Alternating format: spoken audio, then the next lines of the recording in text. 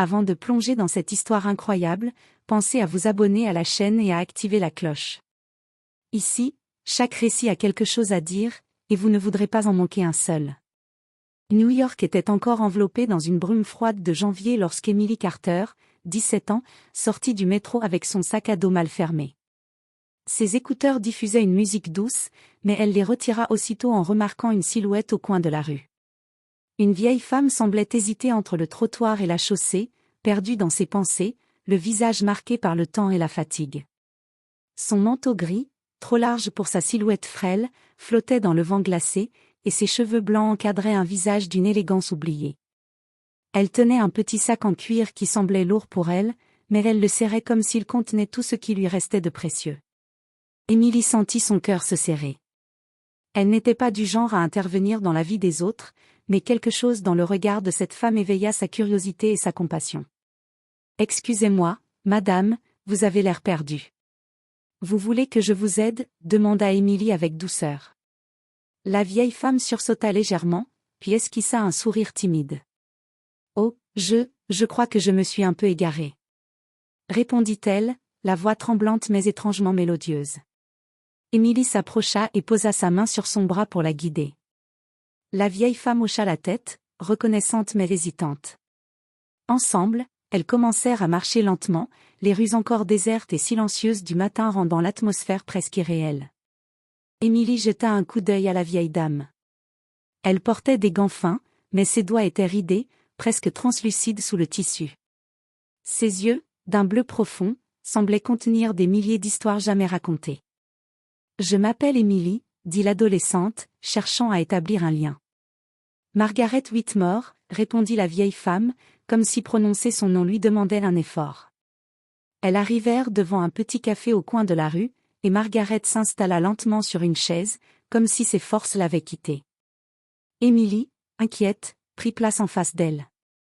Elle remarqua immédiatement le carnet de cuir posé sur la table, usé et couvert de griffonnage, comme un journal secret que Margaret gardait précieusement. « Vous avez l'air de quelqu'un qui a vu beaucoup de choses. » murmura Emily, fascinée. Margaret esquissa un sourire, mais ses yeux restèrent voilés par un nuage de tristesse.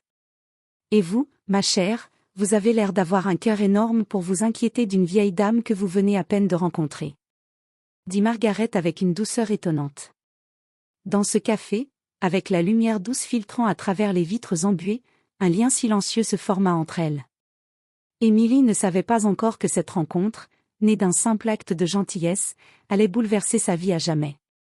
Elle ne savait pas non plus que Margaret Whitmore n'était pas une vieille dame ordinaire, mais une milliardaire solitaire, portant sur ses épaules une fortune et des secrets que peu de gens connaissaient. Et ce jour-là, au détour d'une matinée grise et froide, Emily allait découvrir que parfois, aider quelqu'un sans rien attendre en retour peut ouvrir la porte à des mondes que l'on n'aurait jamais imaginés. Les jours qui suivirent, Emily ne pouvait s'empêcher de penser à Margaret Whitmore. La jeune fille revenait parfois sur la petite place où elle s'était rencontrée, mais Margaret était introuvable. Jusqu'au lendemain, quand elle aperçut la vieille dame assise sur un banc devant le café, enveloppée dans son manteau gris, un léger sourire sur le visage. « Emily » dit Margaret en l'apercevant, sa voix tremblante mais chaleureuse. « Bonjour, Madame Whitmore » répondit Emily, un peu nerveuse. Margaret lui fit signe de s'asseoir à côté d'elle. L'air était froid, mais une chaleur étrange se dégageait de cette rencontre. Margaret sortit de son sac un petit carnet en cuir, couvert de griffonnage et de vieilles notes. Ses doigts tremblaient légèrement en le tenant. « Je veux vous montrer quelque chose, mais vous devez me promettre de garder le secret, » dit-elle en regardant Emily droit dans les yeux. Emily, intriguée, hocha la tête. « Je vous le promets. » Margaret ouvrit lentement le carnet et commença à lui raconter son histoire. Elle avait hérité, il y a plusieurs décennies, d'un empire financier colossal, bâti par sa famille. Mais malgré cette fortune, elle avait choisi la discrétion et la solitude, se tenant loin des médias et des cercles sociaux.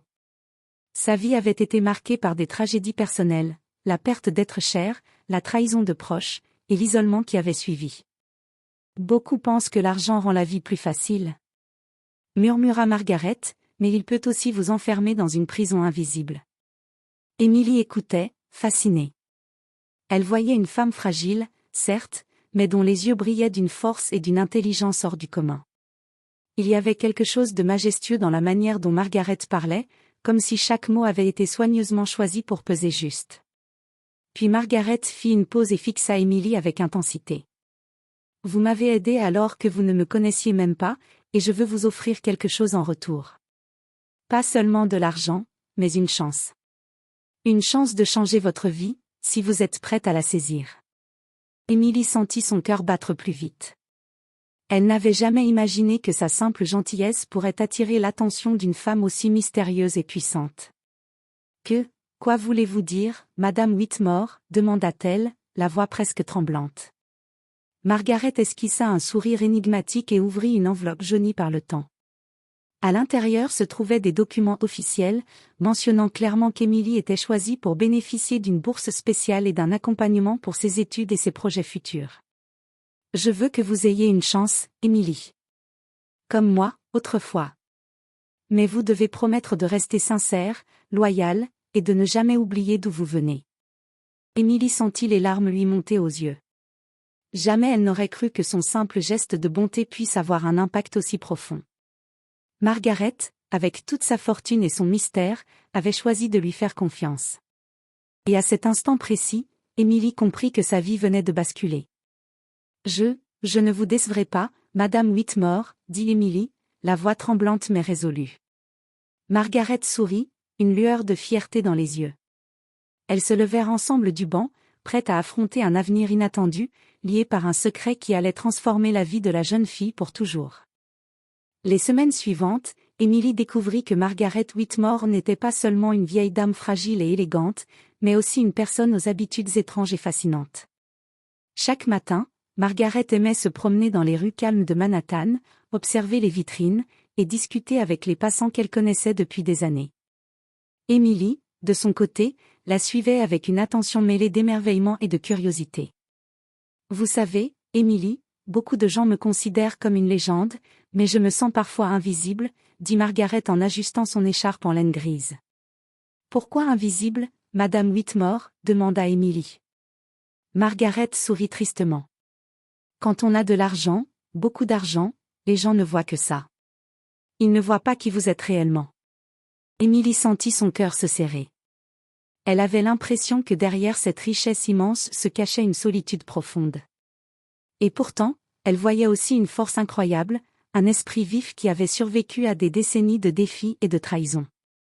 Au fil des jours, Emily accompagna Margaret à des rendez-vous officiels banquiers, avocats, et même quelques réunions discrètes avec des entrepreneurs et philanthropes. Emily, étonnée, découvrit un monde totalement inconnu, des bureaux en verre, des contrats immenses, et des discussions sur des millions de dollars. Elle se sentit petite et inexpérimentée, mais Margaret la rassurait toujours. « Ne t'inquiète pas, Emily. Tout le monde commence quelque part. La différence, c'est la volonté et la sincérité. » Un après-midi, alors qu'elle rentrait d'une réunion particulièrement épuisante, Margaret s'arrêta dans un parc presque vide. Elle sortit un petit pendentif en or de sa poche et le tendit à Emily. « Tiens, c'est pour toi. »« Pour moi ? Mais, pourquoi ? » ?»« Parce que tu m'as aidé quand j'étais vulnérable. Parce que tu as un cœur pur. Ce pendentif, il symbolise la confiance que j'ai en toi. » Emily sentit les larmes lui monter aux yeux. Elle n'avait jamais reçu un cadeau si précieux, pas pour sa valeur matérielle, mais pour ce qu'il représentait. Elle comprit alors que Margaret n'offrait pas seulement des objets ou de l'argent, elle offrait une chance, une confiance, un pont vers un avenir qu'Emily n'aurait jamais imaginé. Cette alliance inattendue se renforça au fil des jours. Emily et Margaret devinrent inséparables, chacune apprenant de l'autre. Emily apportait jeunesse, énergie et curiosité, tandis que Margaret partageait sagesse, expérience et secrets d'un monde que la plupart des gens ne connaissaient pas. Mais derrière cette harmonie se cachait une tension silencieuse. Emily savait que tout pouvait basculer à tout moment, la richesse de Margaret, sa solitude, et le secret qu'elle portait pouvaient attirer des regards indésirables, ou même mettre leur fragile lien en danger. Pour l'instant, cependant, Emily choisissait de savourer chaque instant, consciente que cette rencontre fortuite avait ouvert la porte à un monde bien plus vaste qu'elle ne l'avait jamais imaginé. Et elle était prête à marcher aux côtés de Margaret, pas seulement comme aide ou accompagnatrice, mais comme amie et confident, dans un voyage qui allait transformer sa vie pour toujours. Un matin d'hiver, le vent glacial mordant le visage, Emily accompagna Margaret dans son appartement situé dans l'un des quartiers les plus prestigieux de Manhattan. Emily n'avait jamais imaginé franchir ses portes, le hall en marbre, les lustres étincelants, et le silence presque religieux qui régnait dans le bâtiment la laissèrent sans voix. « Entrez, Emily, je veux vous montrer quelque chose », dit Margaret, sa voix à la fois douce et déterminée. Elles montèrent dans un grand ascenseur doré et silencieux. Chaque étage semblait plus somptueux que le précédent, jusqu'à ce qu'elles atteignent l'appartement de Margaret. Emily sentit son souffle se couper. Les plafonds étaient hauts, les fenêtres immenses offraient une vue plongeante sur Central Park, et chaque meuble racontait une histoire de luxe discret mais raffiné. Margaret invita Emily à s'asseoir sur un canapé en velours bleu nuit, près de la grande baille vitrée. Puis, lentement, elle sortit un dossier épais et soigneusement attaché par un ruban. « Emily, je crois qu'il est temps que tu comprennes vraiment qui je suis et ce que je peux t'offrir, » dit Margaret, ses yeux brillants d'émotion. Emily sentit un mélange de curiosité et d'appréhension. Margaret ouvrit le dossier et en sortit plusieurs documents officiels, titres de société, comptes bancaires, et surtout, un testament partiel qu'elle avait rédigé. Le nom d'Emily y figurait clairement comme bénéficiaire d'une bourse spéciale pour ses études et d'un fonds destiné à lancer ses projets personnels. « C'est incroyable », murmura Emily, incapable de détacher ses yeux des papiers. « Oui, mais ce n'est pas pour toi que c'est incroyable », répondit Margaret doucement. « C'est pour moi que c'est un risque. Donner à quelqu'un que je viens à peine de connaître, c'est un saut de foi. » Emily sentit son cœur battre à toute vitesse. Jamais elle n'aurait imaginé que sa simple gentillesse, un geste anodin en apparence, pourrait attirer la confiance d'une femme aussi puissante. Et pourtant, tout était réel, la richesse, la confiance, la responsabilité. Margaret continua. « Je ne veux pas seulement te donner de l'argent, Emily. Je veux t'offrir une chance.